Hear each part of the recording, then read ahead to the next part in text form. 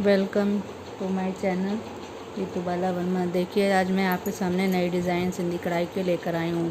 अभी तक मैंने आपको कुर्ते में बताई थी, अब मैं बेडशीट में बना रही हूँ। ये देखिए इस तरह का ये पैटर्न है।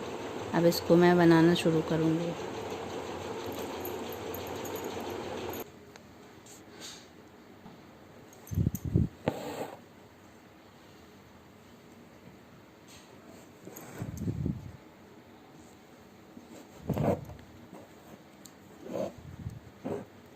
इस तरह से मैंने आपको जैसे पहले बताया था बूटियाँ बनाना, वैसे मैं ये पूरी बूटियाँ बना के तैयार कर रही हूँ।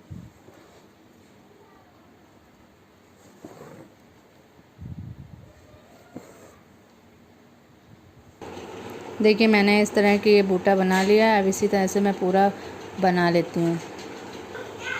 देखिए मैंने अब इस तरह से ये बूटा तैयार कर लिया। इसी तरह से मैंने ये बेडशीट का बूटा तैयार कर लिया। ये पूरे बेडशीट हमारी तैयार हो जाएगी।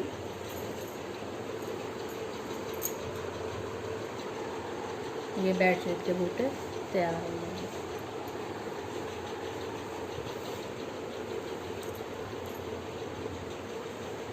धन्यवाद और मेरे वीडियो को सब्सक्राइब एंड लाइक करना मत भूलिएगा। Subscribe now and press the bell icon. Never miss an update.